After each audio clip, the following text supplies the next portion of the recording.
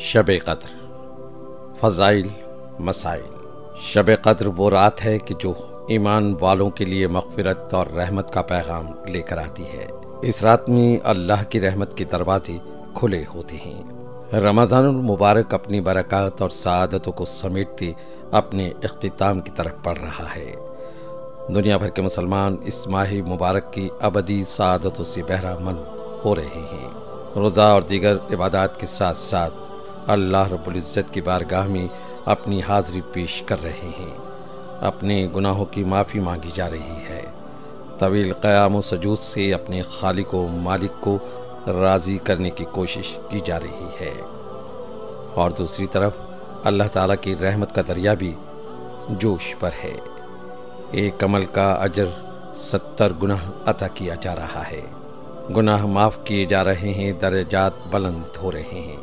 اس حسین ماحول میں ایک عظیم رات کا تذکرہ بہت مناسب ہوگا، جس کا ذکر خود اللہ رب العزت نے اپنے کلام پاک میں کیا ہے۔ ماہ رمضان المبارک کے آخری عشرے میں مستور یہ عظیم رات گناہ گاروں کی مغفرت کی رات ہے، مجرموں کی جہنم کی آگ سے آزادی کی رات ہے۔ یہ عبادت، ریاضت، تسبیح و تلاوت، درود شریف کی کثرت، نوافل، صدقات، خیرات، عجز و نیاز مندی، مراقبہ و احتساب عمل کی رات ہے۔ اس رات کو شب قدر اسی لیے کہتے ہیں کہ اللہ تعالیٰ نے اس میں بڑی قدر و منزلت والی کتاب، ایک بڑی قدر و منزلت والے رسول حضرت محمد مصطفیٰ صلی اللہ علیہ وآلہ وسلم پر ایک بڑی قدر و منزلت والی امت کی رہنمائی اور اصلاح کے لیے نازل فرمائی۔ چونکہ شب میں اعمال صالحہ قبول ہوتے ہیں اور بارگاہ رب العزت میں ان کی بہت قدر کی جاتی ہے، اس لیے اس کو شب قدر کہتے ہیں۔ یہ تو مختلف مقامات پر شب قدر کی فضیلت کے مختلف متعدد ارشادات موجود ہیں، لیکن چونکہ اس پر اللہ کریم نے خود سورہ اتاری ہے اور اس کے سارے فضائل خود رب العزت نے بیان فرما دیے ہیں، تو مناسب یہی معلوم ہوتا ہے کہ سب سے پہلے اس سورت کا ذکر ہو جائے جو اس موقع پر نازل ہوئی۔ اس سورہ مبارکہ میں ارشاد ہوا، ترجمہ: بے شک ہم نے اس قرآن کو شب قدر میں اتارا، اور آپ نے کیا جانا کہ شب قدر کیا ہے؟ شب قدر 1000 مہینوں سے بہتر ہے، اور اس رات میں فرشتے اور روح جبرائیل امین اپنے پروردگار کے حکم سے امر خیر کے لیے اترتے ہیں۔ یہ رات طلوع فجر ہونے تک سراسر سلامتی ہے۔ اس سورہ مبارکہ سے معلوم ہوا کہ اس کی ایک رات کی عبادت 1000 مہینوں سے بھی بہتر ہے۔ امت محمدیہ پر اللہ کریم کا یہ فضل عظیم ہے کہ اس میں ایک ایسی رات ہے جس میں اگر خشوع و خضوع سے عبادت کی جائے تو اس کا اجر 83 سال 4 ماہ کی مسلسل اور بے ریا عبادت سے زیادہ ہے۔ اس آیت طیبہ میں عبادت کے اجر کو اس حد تک محدود نہیں کیا، بلکہ اس کی حدود کا تعین اپنے پاس رکھتے ہوئے اس سے بھی زیادہ اجر و ثواب عطا ہو سکتا ہے۔ اس ضمن میں مختلف مفسرین کی آراء موجود ہیں، جن کو پڑھ کر یہ نتیجہ اخذ کیا جا سکتا ہے کہ جو شخص جتنا زیادہ خشوع و خضوع سے اللہ کی عبادت کرے گا، اس کے اجر میں اتنا ہی اضافہ ہوگا۔ سورہ قدر کا شان نزول۔ لیلۃ القدر کے حوالے سے نازل ہونے والی اس سورہ کے شان نزول کے حوالے سے مختلف روایات موجود ہیں۔ سرکار دو عالم حضرت محمد مصطفیٰ صلی اللہ علیہ وآلہ وسلم نے سنا کہ صحابہ کرام سابقہ امتوں کے لوگوں کی عمروں کی طوالت کی بابت گفتگو کر رہے تھے، اور اس بات پر مغموم تھے کہ ان کی عمریں سب سے کم ہیں۔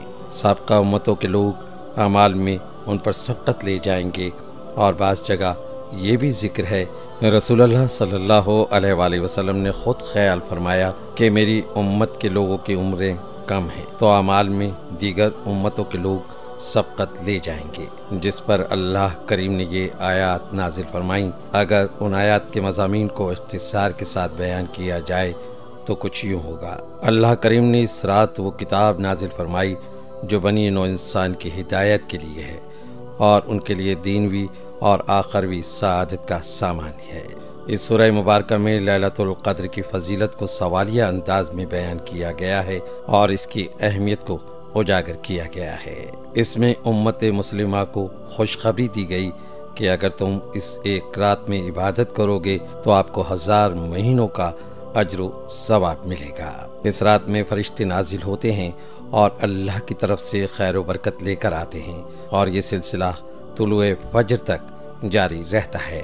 شب قدر کی علامات۔ حضرت عبادہ بن صامت رضی اللہ تعالیٰ عنہ سے روایت کی جانے والی ایک روایت میں شب قدر کی درج ذیل علامات بیان کی گئی ہیں۔ یہ رات چمکدار اور صاف ہوتی ہے، نہ زیادہ گرم اور نہ زیادہ سرد، بلکہ خوشبودار اور معتدل ہوتی ہے۔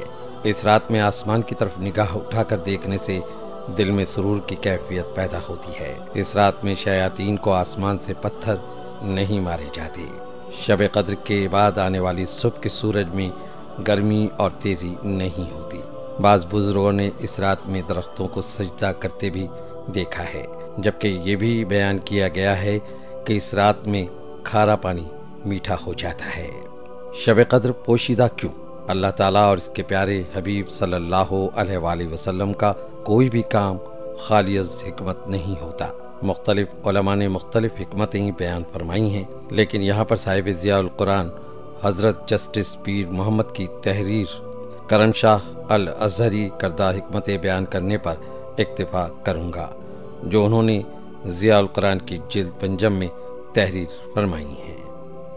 آپ فرماتے ہیں اس کو متعین نہ کرنے میں بھی کئی حکمتیں ہیں، تاکہ مسلمان اس رات کی تلاش میں زیادہ نہیں تو کم از کم 5 طاق راتیں اللہ تعالیٰ کے ذکر و عبادت میں گزاریں۔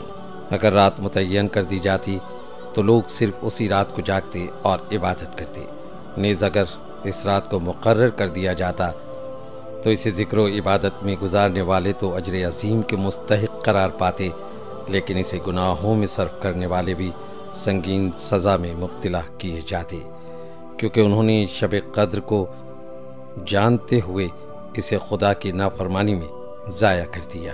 اس لیے رحمت خداوندی کا تقاضا یہی ہے کہ اسے مستور رکھا جائے، تاکہ اگر کوئی بد نصیب بے خبری میں اس رات کو گناہوں کی بھیٹ چڑھاتا ہے تو اسے گناہ ایک رات کا ملے اور جاگنے والے زیادہ راتیں جاگتے رہیں۔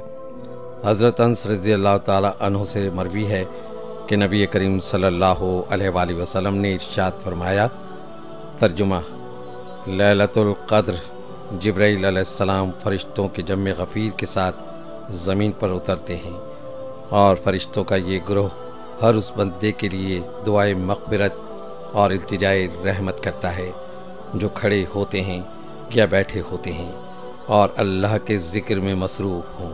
ایک اور روایت میں ہے کہ ان لوگوں سے مصاحفہ کرتے ہیں جو اللہ کی عبادت میں مصروف عمل ہوتے ہیں۔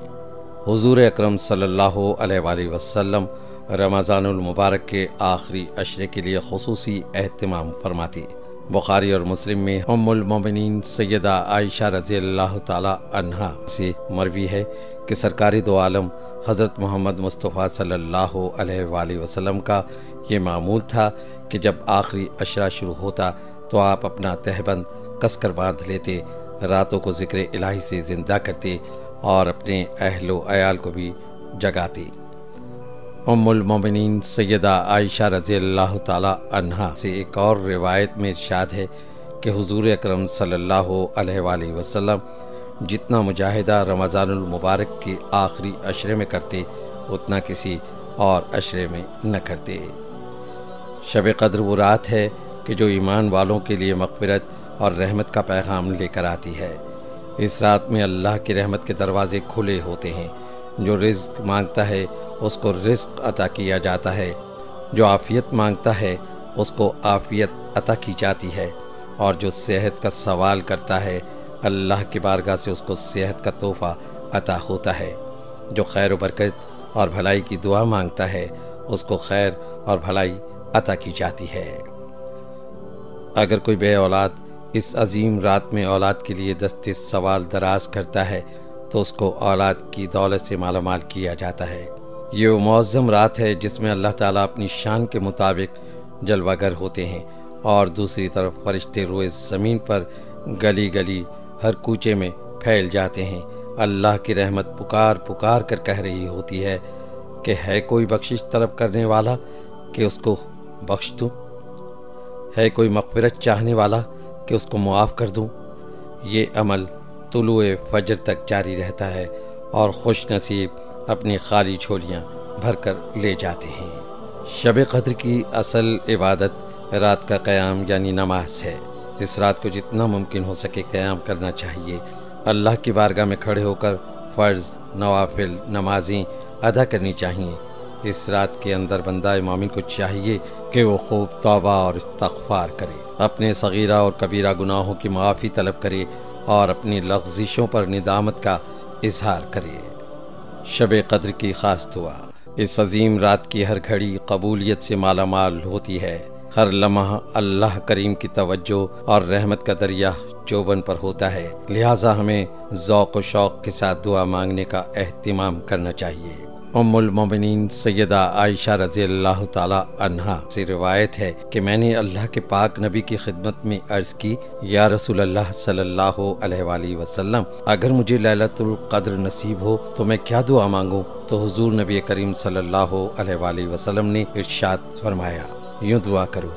ترجمہ: اے اللہ، تو بے شک معاف فرمانے والا کریم ہے، معاف فرمانے کو پسند کرتا ہے، ہمیں بھی معاف فرما۔